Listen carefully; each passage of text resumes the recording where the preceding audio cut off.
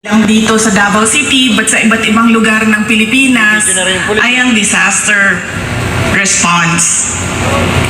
So nung ako ay umupo, in-institutionalize namin ang Disaster Operations Center ng Office of the Vice President. Ang aming paghahanda ay disaster response. Pinaghandaan namin ang baha, pinaghandaan namin ang delubyo, typhoon, pinaghandaan namin ang earthquake, lahat ng maisip mo na kalamidad, pinaghandaan namin. Pero, nasabi ko doon sa mga kasamahan ko sa Office of the Vice President, we have not prepared for a crisis such as the Kingdom of Jesus Christ. So anong sabi ng libro natin dyan sa Disaster Operations Center? Ano ang dapat nating gawin sa krisis at disaster na ito? Lahat sila walang masagot. Kahit ako matagal, ako nag-isip kung ano ba ang response namin. Because this is a crisis. It is a disaster. Ano dapat ang tugon ng Office of the Vice President? At isa lang ang naisip ko. Sabi ko, as Vice President and as a Dabawenyo, I will be there to comfort them.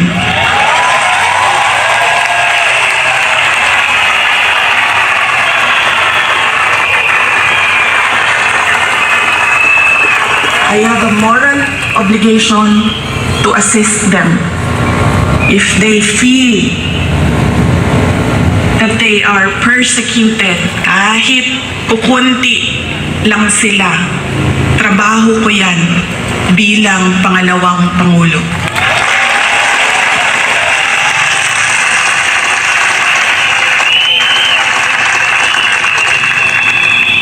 Doon din sa amin, sa Office of the Vice President, sabi nung isang kasamahan namin, doon sa USEC namin, sabi niya, USEC, ano bang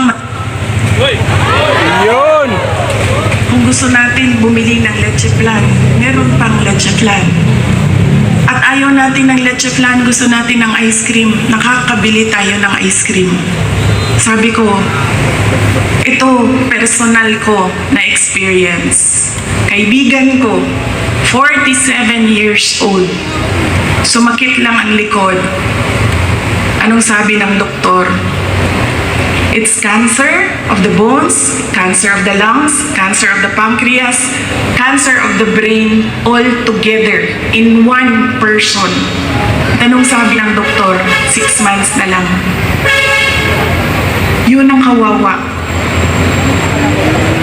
Sabi ko, ang dami sa ating mga kababayan na walang armas ni isa.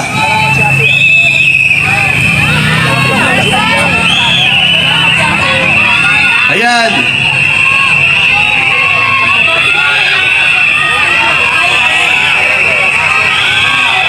Ayaw idaan sa scanner! Tapos, ayaw idaan sa scanner. Bakit? Bomba pala ang dala ng kapulisan.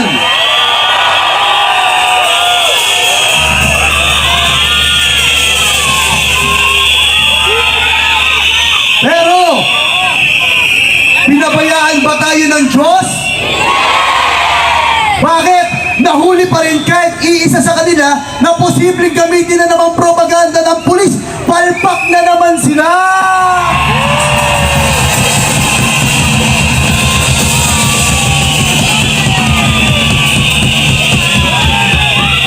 Nakikita nyo ba ang milagro ng Diyos?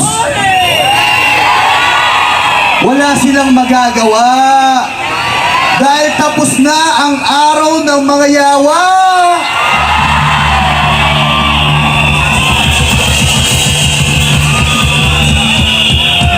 Kahit anong propaganda pa ang gawin ng kapulisan at ni Bangag Marcos ay hindi sila mananalo. Bakit? Dito pa lang sa Liwasang Bonifacio, padagsa ng padagsana ang mga Pilipino!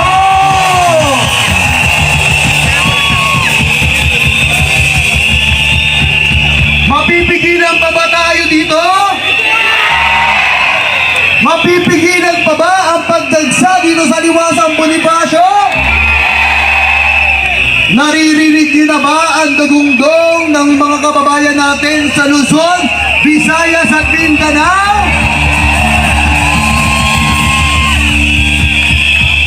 Hindi papayag ang mga Pilipino na aabusuhin lang tayo ng ganitong uri ng bangag na Pangulo.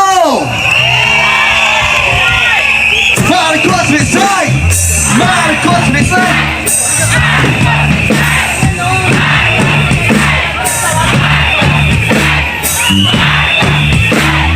Marcos resign!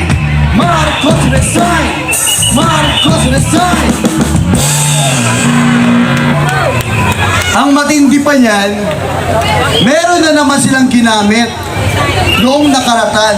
Actually, patong-patong na napaglabag sa batas. Kumbaga, natural na lang sa mga Pilipino ang pang-aabuso ng kapulisan sa Davao. Yung LRAD, yung long range acoustic device na kanilang ginamit, ay bawal po yun. If we can show the LRAD, yun. Kaya marami sa ating mga nakakatanda ay talaga naman naapektuhan at sumakit ang kanilang mga ulo dahil ginamit ng ating kapulisan sa walang kalaban-laban na mga misyonaryo. Papayag ba kayo na mangyari yun sa inyong mga pamilya? Hindi natin papayagan yan. Kaya sigaw ng taong bayan, Marcos resign!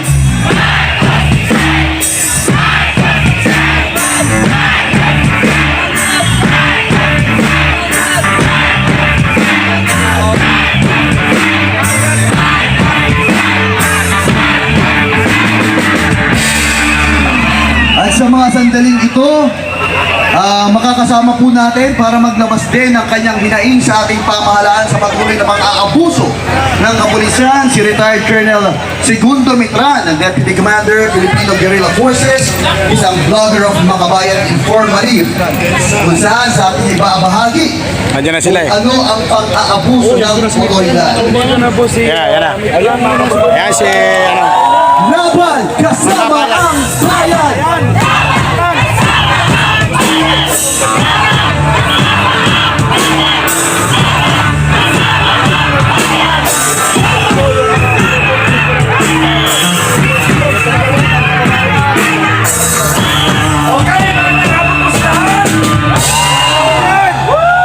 Alam niyo po, mula nang pinanganak ako, ngayon pa lang ako magsasalita. Yes! Laban sa gobyerno. Laban sa abusado.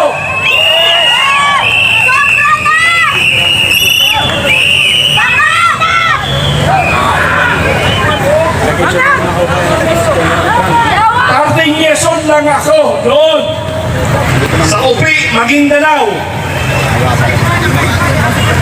Ako ay lumaban, sumabak na sa training ng military at lumaban sa rebelde sa edad kong 13 anyos at napalaban ako ng 14 anyos mula sa edad na yan hanggang ngayon.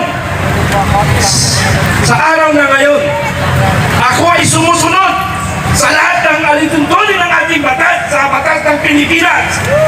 Pero ngayon, hindi ko na makakayanan. Ngayon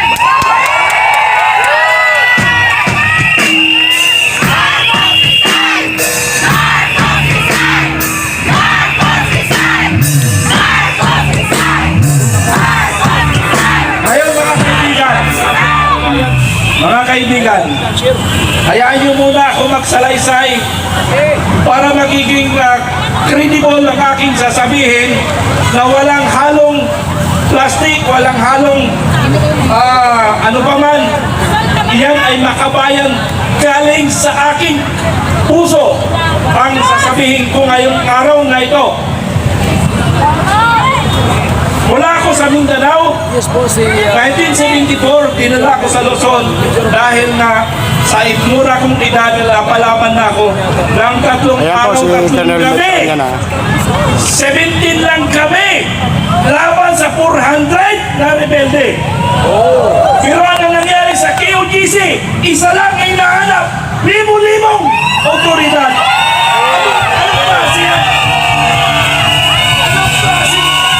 Anong klase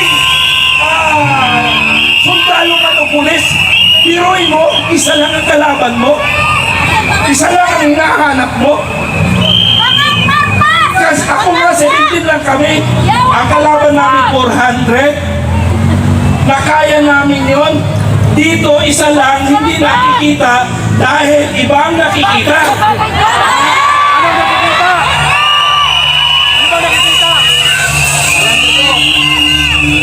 Mga kaibigan, mula nung ako'y nag-aral, sa totoo lang po, bibigyan ko ng background. Video silent lang muna tayo. Dumating ako sa Luzon, nag-aral ako, pinag-aral ako ng sundalo. After my 18 years old, naging sundalo na ako. Nag-aral ako, na-assign ako ng Special Forces at saka Scout Ranger Regiment. Hindi ako nakapag-aral. Sumunod ako sa ating mahal na Pangulo, Ferdinand Marcos Sr.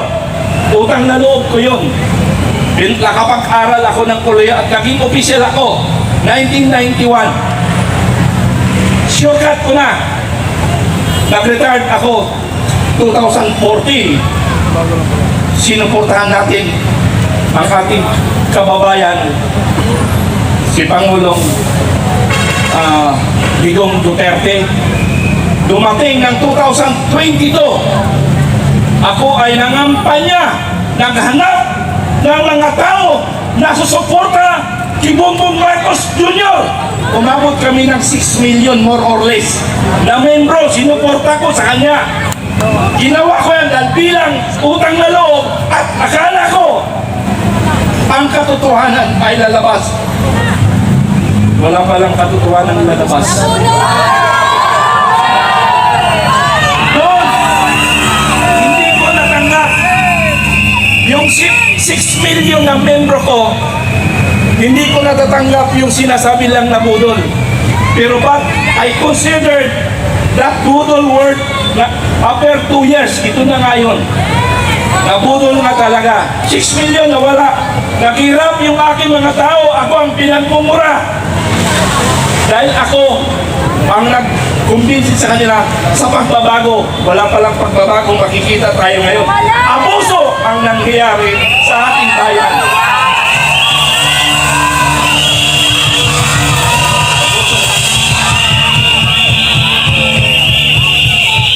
Ang grupo namin, inaasahan namin, yung 6 million na grupo ko na buong Pilipinas na magtatayo kami ng kooperatiba at lalagyan ng pondo. Ang iba nagsanla ng bahay, ang iba kung ano pa ang ginawa ng utang. Sabi nung isang commander ko sa Bisaya, sabi niya, sir, nagbago ng buhay ko. Agot! Nagbago ng buhay ko. Akala ko nga nagbago ang buhay niya kasi naghirap na siya.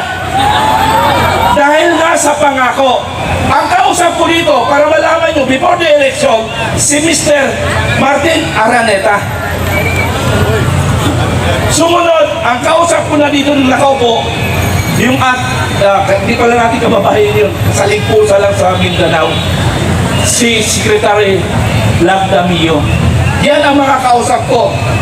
Lumipas ang panahon, April 9, yung masaklap, April 9, mga kaibigan, kami ni Captain Dado. Sino nakakilala kay Captain Dado?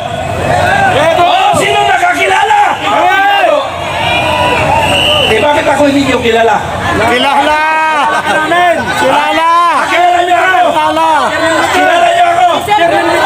Oh, kasi matagal nyo na akong hinahamon. Pumunta dito. Sabi ko, kailangan pag pumunta ako maraming tao. Paparami na ang tao. Hinamon ako sa aking vlog. Ang dami ng mimura hinamon, bakit hindi ako pumunta? Ako ang pinauna ni Captain Dado.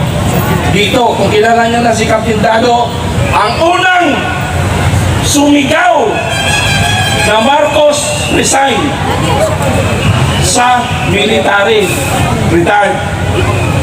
At pangatlo ako after General Macanas. Kilala niyo si General Macanas? Yay! Pangatlo ako, tatlo kaming MUP vloggers. Ano MUP? Men Uniform Personnel. Ano po, yung grupo namin. Bakit ako lumitaw? May utang na loob ako sa Marcos. Kaya ako nagsalita sa harapan ng Pilipino dahil hindi ko na nakakayanan ang nangyayari sa Davao. Na kung saan, tatlo na lang kaming magkakapatid na natitira. Ang dalawa kong kapatid nasa Tagum City at ang aking mga pinsan nasa Davao. Tinatanong ko anong nangyayari. Sabi niya, sir, pinsan, mukhang dito yata sa Mindanao at pagmumulan na magiging problema ng ating bansa. Ang sagot ko naman sa kanya, hindi natin maiiwasan yan kung totoo talagang darating tayo dyan. Ang ating Panginoon ang magbibigay ng katotohanan na ang Mindanao, sa Mindanao, sana huwag magbumula ang ating problema.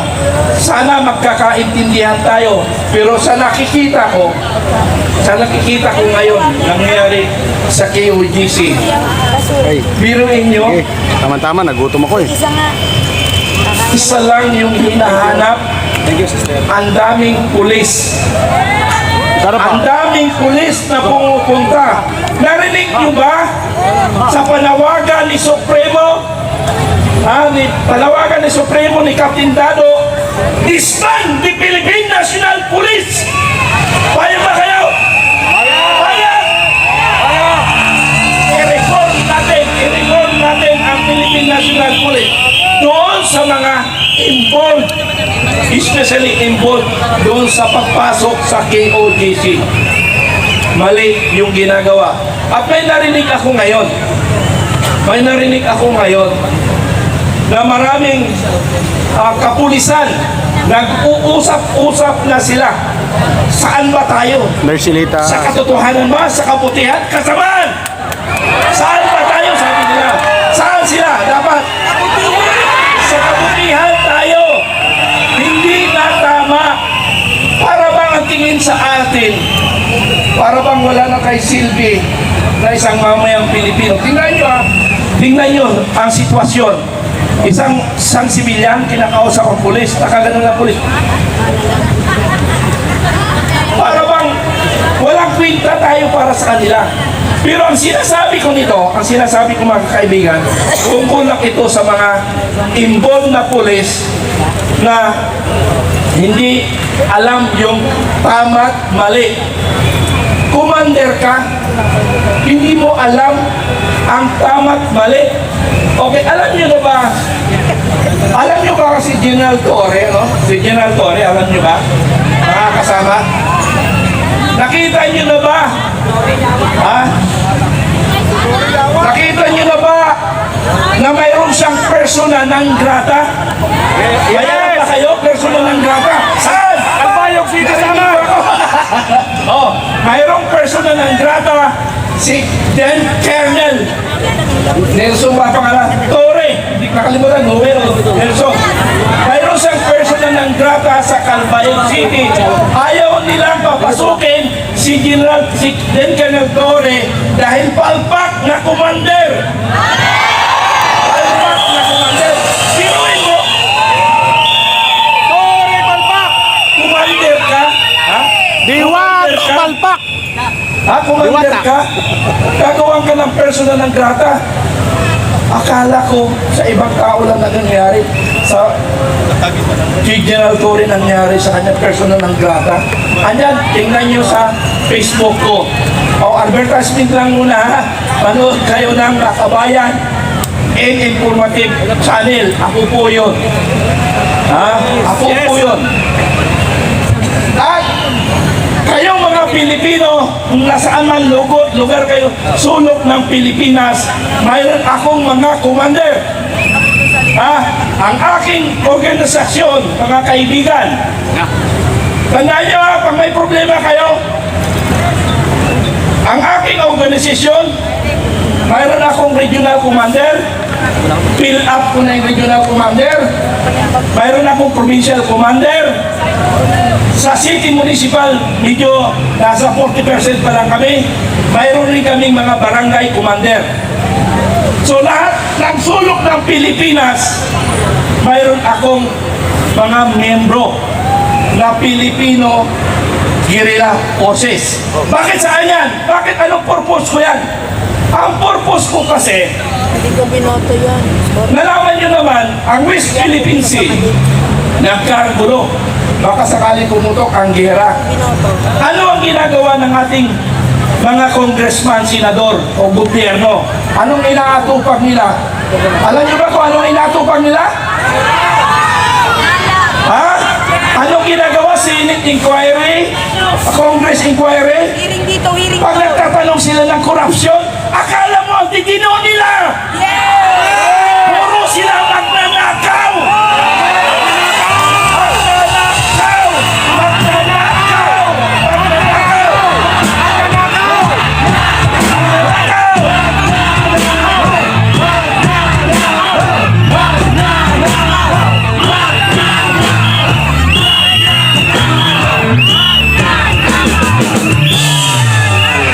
Okay! Hinahamon ko ang Congress at Senate! Ipakulong niyo ako! Totoo ang sinasabi ko! Hindi ka makakulong yan dahil Kasuhan niyo ako! Magnanakaw! Magnanakaw! Magnanakaw! Magnanakaw!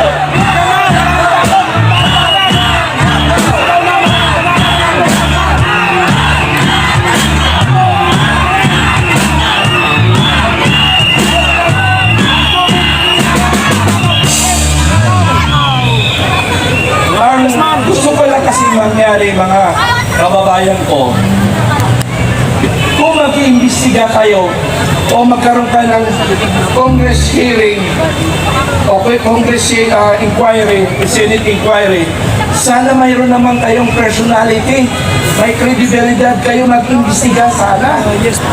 Wala namang credibility sila. SOP number 10. Ano ba yung SOP number 10? Resolution number 10. Ano yon? Wala silang hindi ako Buwa. Sara lang binoto. buwa inspection certification lang. Liquidation by certification. Liquidation by certification lang sila. Yes, po. So ibig sabihin, wala silang kredibilidad magsalita para mag-imbestiga sa korupsyon dahil sila magnanakaw! Magnanakaw! Magnanakaw! Magnanakaw!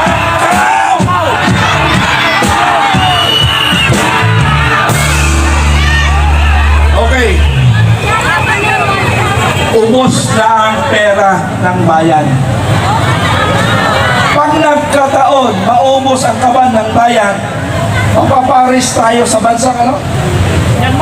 Myanmar! Naghihirap ng Myanmar, naubos na. Dahil sa puro pagnanakaw. Oh, tama-tama, may Ano? demolition. Gusto ko, sana pag umikot ang mundo, umikot ang panahon, na mawala ang ating nakaupong Pangulo ngayon. Sana tayong lahat laban sa magnanakaw! Laban sa magnanakaw! Laban sa magnanakaw! Laban sa magnanakaw! Laban sa magnanakaw! Laban sa magnanakaw! Laban sa magnanakaw! Okay? Asahan namin na magkaisa tayo. Laban sa magnanakaw, laban sa abusado. Iyan kaya ako lumitaw dito. Kaya ako nagsalita. Oops! Ganun kayo tsura ng presidente. Bangag! Walang ganunan. Bangag! Bangag! Bangag na! Bangag! Bangag! Sa totoo lang, hindi pa ako nagsasalitang bangag si bangag. Kasi parang hindi ko pa kayang tanggapin. Pero parang napipilitan na rin ako magsalita ng bangag. Pero ang hiling namin, Bangag talaga. dapat magpa-drug test. Drug test! Drug test! Drug test! Drug test!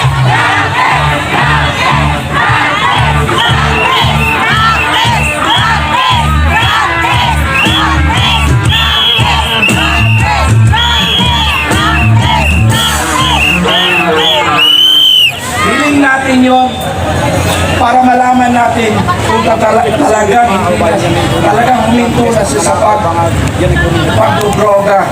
Kaya dapat mag-drug test siya. Ano? Huminto sa pagdudugay, sa pagdudugay. Mga kababayan ko, sana umikot man ang ating mundo na bago ang ating Pangulo,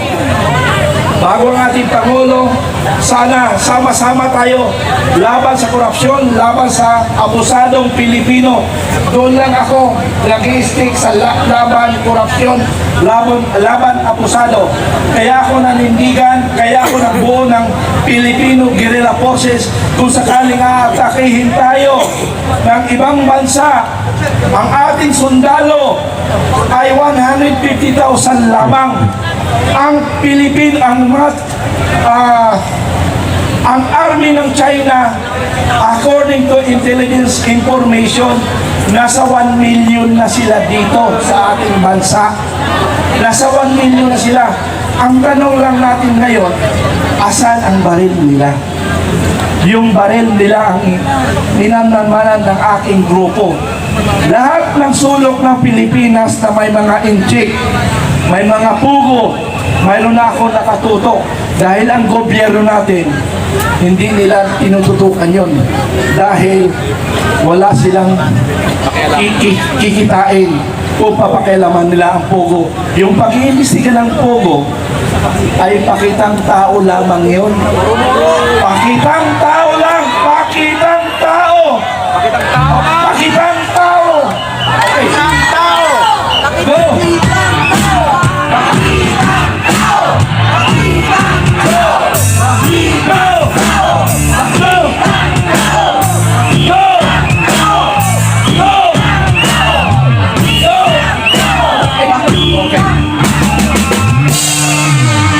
Ako'y nalulungkot talaga. Akala ko darating na ang pagbabago. Bagong Pilipinas, ang pangalan bagong Pilipinas. Pero yung sistema, mas lumala ang problema natin. Gusto ko sana ipakilala rin sa inyo ang aking grupo. Sa Metro Manila, ang aking commander. Ang aming commander sa Metro Manila ay isang retired PMA 76 si General Pilisardo. Sir, ito po yung commander namin ng Metro Manila. Ito po siya, sir. General Pilisardo. Ay, correction. 77 PMA retired 77. Si Captain Dado, siya ay PMA 83. Baron 83. Yung ang aming Supremo. Ako ang pangalawang Supremo at si Sir ay sa Metro Manila Commander. At ang andito ang isang commander ko, simple lang. Region 6 Commander. Isang retired na sundalo. Okay, siya commander ko sa Region 6. Yung taga Mindanao. Ang area commander ko ng Mindanao, focus pa lang sa Mindanao. Isang retired colonel na isang abogado na si Attorney Bernabe na isang taga Davao City pero naka-star sa Region 3, Region 13, what I mean. Pero ngayon, nandoon siya sa Davao City, yung aking commander ng Mindanao. So, 6 region, may mga commander ako doon, baka kilala ninyo. Sa Region 9, si Commander Abi, isang Muslim, isang Eminilet. Sa Region 10, isang retired, Sergeant Alarba. Sa Region 11, si Engineer Alsalte. Region 12, Colonel Silinho. Region 13, yun pa rin si Atty. Bernabe. So mayroon kami mga commander sa Bisaya. Sino taga Bisaya dito? Yes! Bisaya! Bisaya kitang tanan! Okay, sa Bisaya ko sa Region 6, ito siya, Region 7, Colonel Thor Delisa. Isang retired general, isang Ranger. Region 8, isang abogado, police major, Major Godis sa Region 8.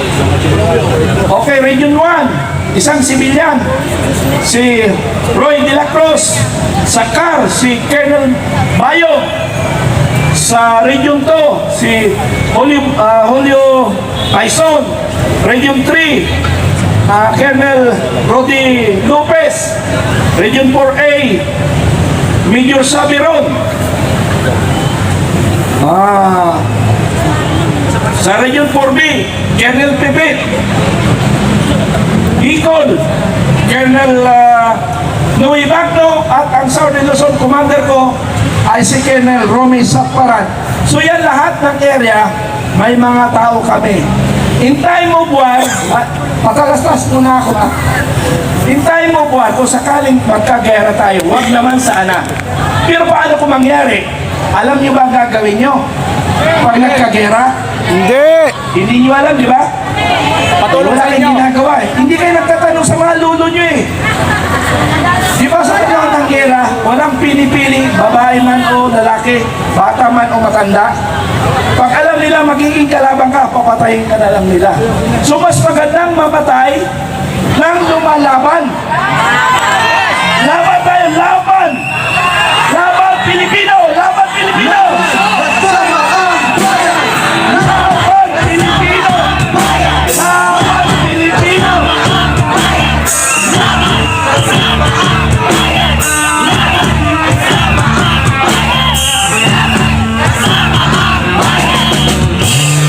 Okay. So ganon. Patalastas po na ako. Para maiba naman yung ating pandinig sa tainga. Pandinig sa tainga. Paghahandaan lang natin ito mga kaibigan. Kung sakali pumutok ang gera, ang ating sundalo, wala pang utos ang presidente. Pero marami ng mga foreigners, allied forces. Ilan na yung allied forces na rito sa loob ng Pilipinas? More or less 40,000. Ang dami na nila. Anong gagawin nila sa Pilipinas? Allied forces. Pag sinabing allied forces, hindi lang Amerikano. May Hapon, may ibang mga tao sa Australia. Nandito sila sa Pilipinas. Sabi nga ng mga expert, proxy war ang Pilipinas. Proxy, tayo ang magiging basihan para magkira ang buong mundo. Tayo ang gagamitin nila.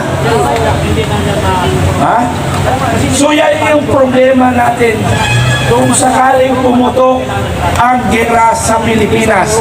So anong gagawin natin kung sakaling pumutok? Hindi nyo alam ang gagawin. So, ang gagawin nyo lang mga kababayan ko Pilipino, sa lahat sa sulok na ng Pilipinas, ang FGF. Bawat sulok ng Pilipinas. Bawat sulok ng Pilipinas, mayroon tayo commander. Doon lang kayo pupunta sa mga commander. Ano ba ang gagawin natin? Tinuruan na namin sila paano ang gagawin ninyo. Ganun lang. Ayaw natin ng gera. Paano kung nangyari? Hindi nyo nga alam. Wala kayong kaalaman. Salamat tayo sa mga kababayan natin na may alam sa gera. Ay yung walang alam. Ano? Yung walang alam. Paano yun? So ganito, may iksi ko lang kwento, ano? Sa mga barangay, magbuo na kayo ng mga grupo nyo. Isang pamilya, magkamag-anak, 10 kayo, 10, grupo-grupo. Tapos may lilitaw na commander ng Filipino Guerrilla Forces, FGF. Doon kayo lumapit sa kanila kasi may instruction na kami sa kanila ano ang gagawin. Ang gagawin lang natin, bantayan ng ating pamilya, babantayan lang natin ang barangay. Yun ang mission natin. Family in barangay. Once pinoprotektahan natin ang barangay, buong Pilipinas tayong naprotektahan natin. Bakit? Yung armed forces, 4 na deployment lang yan sila. 4 na grupo. Kung 4 na grupo, ibig sabihin, hindi kayo masasakop na bababantayan. Di ba? For example, isang grupo Mindanao, isang grupo Bisaya, 2 grupo sa Luzon. Paano na yung mga nasa barangay? Pero, oras ng putukan, ano? Hindi ko sinasabi na mangyayari, pero alert lang tayo. Pag pumutok ang gera, umalis na kayo ng Metro Manila. Umalis na kayo ng Metro Manila. Oh. Doon tayo makita-kita sa Sierra Madre. Kasi maraming pagkain doon. Dito wala kayong makakain. Huwag kayo magkuhan dito kasi sa loob ng 6 na buwan, wala nang makakain dito sa kuwan. Sa Metro Manila, ang problema lang, puro dito bagsak ng mga missile. Kasi ang purpose kasi ng gera, pababagsakin ang ekonomiya. Pag bumagsak ang ekonomiya, wala na tayong panggastos, suko na tayo. Kaya ba tayo? Suko tayo? Suko ba tayo? Suko ba tayo? Laban! Laban! Laban! Kasama ang bayan! Laban! Kasama ang bayan! Kasama ang bayan! Kasama ang bayan! Kasama ang bayan! Kasama ang bayan! Punong-puno po yung mga kabayan. Hindi kasi mano, maraming tao. Okay. Lahat sa likod marami. So, mga kaibigan, nagsalita ko sa totoo lang para sa laban sa korupsyon at saka laban abuso. Yun lang po ang objective ko. Paano maalis ang korupsyon? Paano maalis ang abuso? Paano? Pakisagot, paano maalis ang korupsyon? Paano maalis ang abuso? Palitan!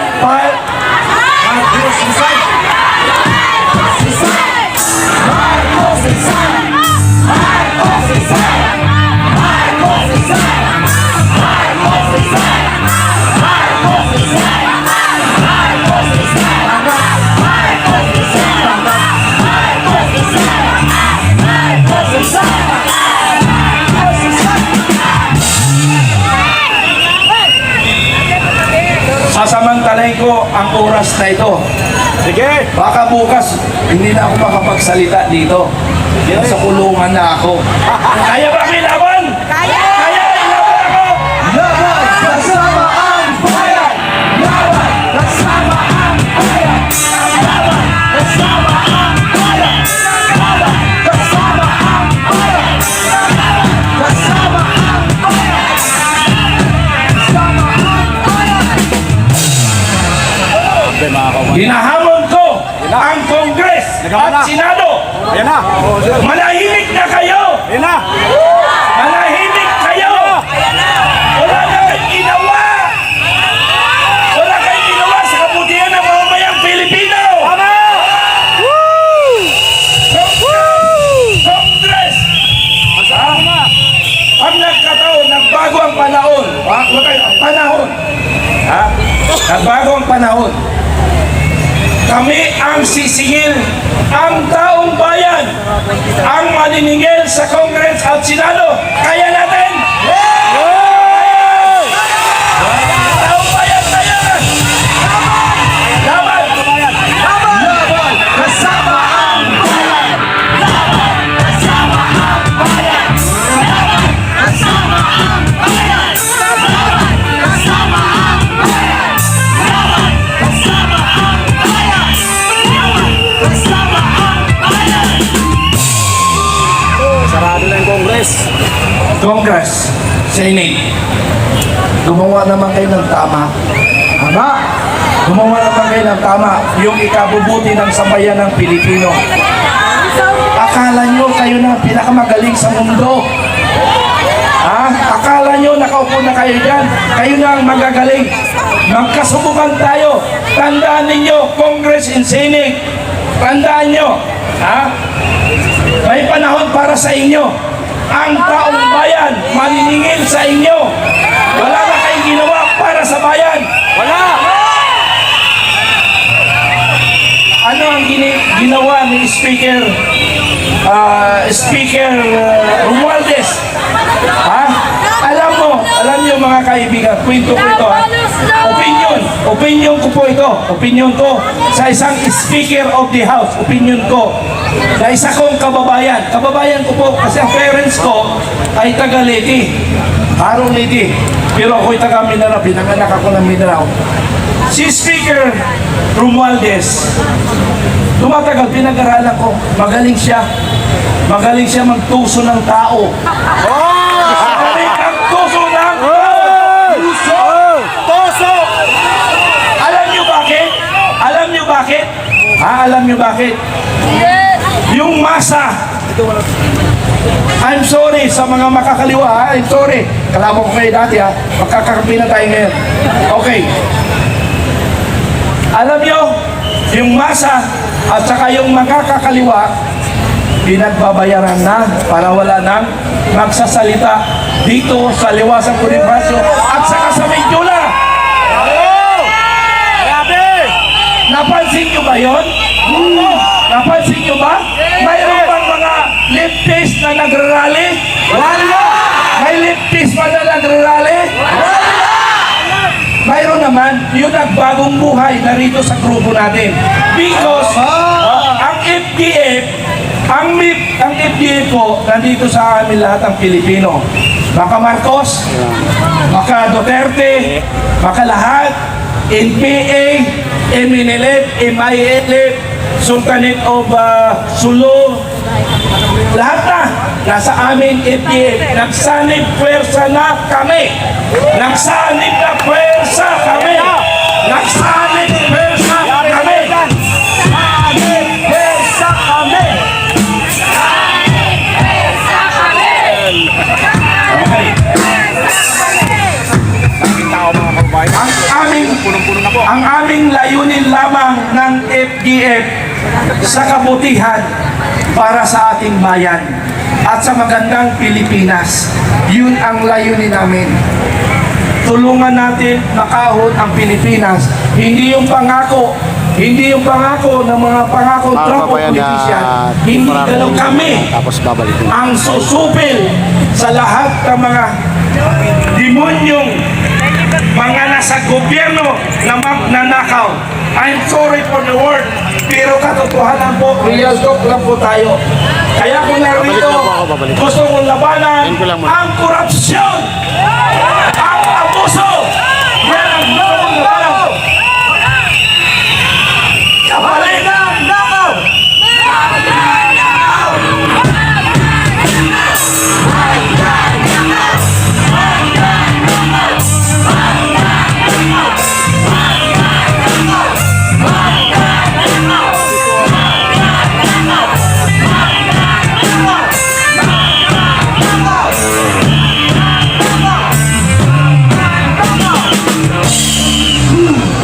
Sana makarating to sa Congress at sa Senado.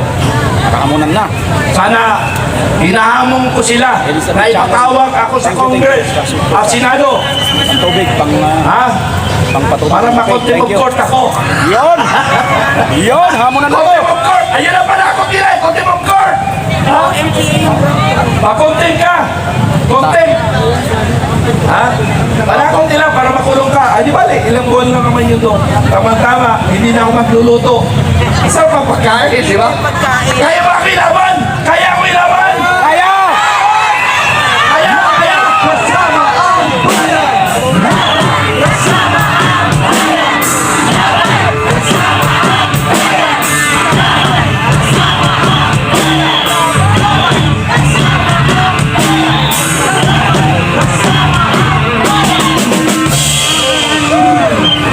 Congress, yung mga congressman dyan na laban sa katotohanan, laban sa mga katiwalian, magsalita na kayo. Nandito ako, magsalita para sa inyo. Labanan natin ang korupsyon. Matindi na ang korupsyon.